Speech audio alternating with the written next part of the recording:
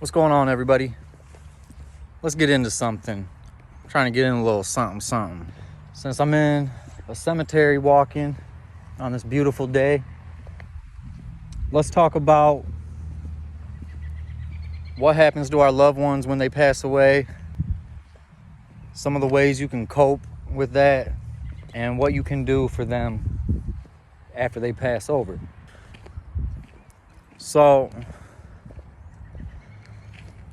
we've been totally misguided, misinformed, and made to believe that when people pass on, it's this terrible thing. So we all feel the heartbreak, we all feel sad. And it is sad. It's rough because these people that you enjoy spending time with or having in your life, you can no longer see them every day, physically hold them, touch them, smell them. So it can be hard. Now, this isn't the case for everybody. Some people, when they pass, they are stuck in a realm, not heaven. And it's going to be your people that don't know that they're dead. Maybe they were in a drunk driving or under some influence of something and passed away, so they don't even realize that they're dead. They're trying to communicate with people, and they can't understand why people aren't listening to them, aren't communicating back.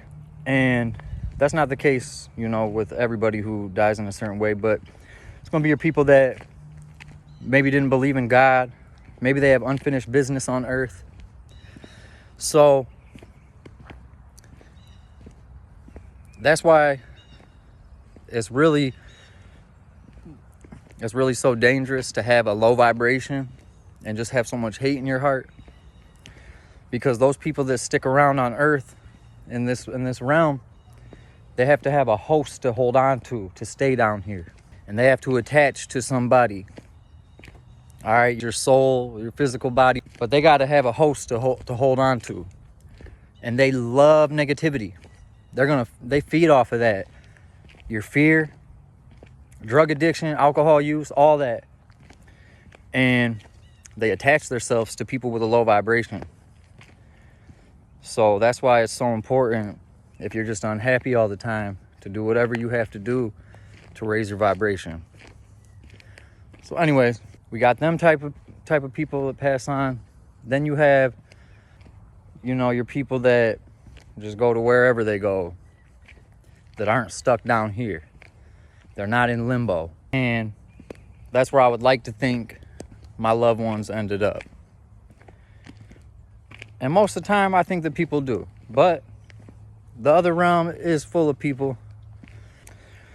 A couple things you can do to try to cope with that is, you remember that energy is never ending.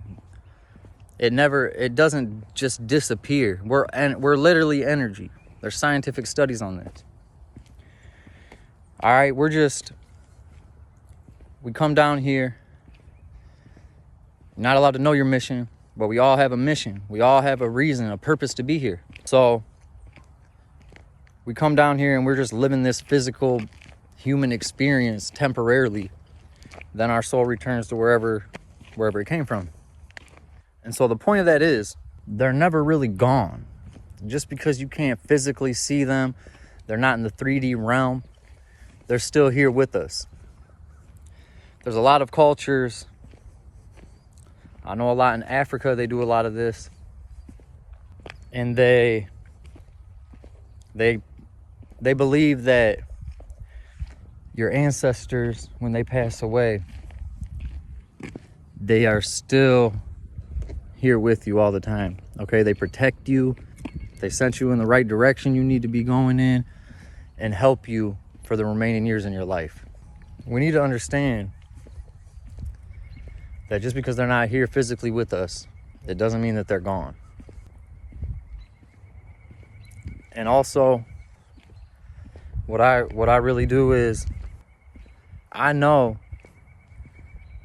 that my family members, my friends that have passed away, would they want you to be sad? Would they want you to be miserable because they weren't here with you anymore? No, they wouldn't. So when your family member passes, think about how they would want you to be feeling and acting. And that can also help keeping yourself in check a lot in life. You can just think, damn, my people are watching me at all times. I shouldn't do that. Okay, that can be something, a little way to trick yourself. And I should have said this in the beginning. And if you don't believe any of this, that's fine. That's fine. Just keep on doing what you're doing and you're going to get the same results. Keep on thinking the way you're thinking and just be sad then. Okay? But if you want to change your way of thinking, live happier, you got to change something. Something you can do for them when people pass on. Every time you think of them, celebrate them, they get energy in that other realm.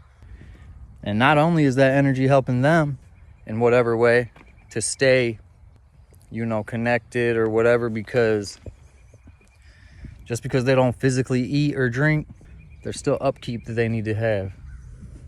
So anyway, something you can do is you can build an ancestor altar. And this is going to be not only for your immediate family, your bloodline, but this can be for your friends also. So you get you a table or whatever, set it up in a room in your house or in your living room or whatever. And you put everyone's picture on it. Okay? And then you do things for them. Like if somebody loved Pepsi, you're going to sit a Pepsi out for them. Or you're going to put Pepsi in a glass. You can take a drink, share it with them, whatever. You're going to kind of act as if they're living, but don't be delusional about it. We're not being, crazy here. If they're a smoker, you can leave out cigarettes. If they love weed, you can leave out some weed. It's whatever they like. In different practices in different countries, they have other type of rituals that they do. And they have something called ancestor money. And you put it in a bowl and you burn it. And I followed this one dude he's a real medium. And he said, he's a seer, man. He said he's seen some of these people take that energy from that money that's being burned and just wash theirself with it. And it replenishes them. So, like I said, this is going to help you, because the stronger your ancestors are, the more that they can protect you from harm and things like that. You have your guardian angels. Everyone's got a guardian angel that they're assigned to specifically them at birth. But you also are going to have your spirit guides, and we're going to be the people that passed away. And you want to keep them strong. So I personally am not into doing rituals or anything like that. I'm too scared to mess something up and have it backfire on me, because I've had bad experiences with people doing witchcraft on me and stuff like that. But if you want to get real authentic with it, what you really want to do is you want to make your ancestor altar. You want to make it out of natural material. Like, you'll make the legs out of tree branches. You know what I mean? Cut them down, sand them, do whatever you do to them, lacquer them up, make them nice and bug proof and professional and all that. And then the same thing with your tabletop. You want to make that from something from the earth, something natural, but then you're putting your love and your dedication into it at the same time. And if you want to get real, if you're into like magic or witchcraft or anything of that sort, you take some of your hair, you take a little bit of your blood, and you can even go to the graveyard and take some of the dirt from where they were buried, and you put that on like a bowl or something on your altar, and that's gonna intensify everything. Now, like I said, if you believe it, it turns into a reality. If you don't believe it, it don't work, and that's okay. But your mind is so powerful. When you start believing in things, they start happening in your life. And at this point, it's like, what do you got to lose? You've been living a certain way your whole life, thinking a certain way your whole life. And even if it's got you, into good places, if you want to progress, you can always change your way of thinking. Death is actually a once-in-a-lifetime experience that all of us are going to get to experience one day, guaranteed. And it's going to be scary because it's unknown. I've heard of testimonies where people were laying on their deathbed and, their family members are like, just don't be scared, just cross over. And they're like, I'm scared, I don't know how. But it's inevitable. And I think the more that we come to grips with that, the easier maybe it'll become. Sometimes I feel like I've been here for a long time and I'm tired and I'm ready. But I feel like there's something I'm supposed to be doing. So I know I can't go yet. I don't have any intentions on hurting myself or anything like that. Never have, never will. But that's how I feel sometimes. I wonder if I'm gonna get the lessons right this lifetime. And so I don't have to come back again. And I can keep moving on to better or whatever's in place for my soul next. This is like a school of rejects, Earth is.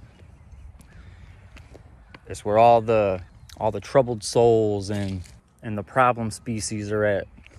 Out of all the life forms, we're not the most advanced. And I heard somewhere that other beings, they kind of look at us like that. They kind of look at us like the outcasts and the can't get right crew. I mean, just look at how we live.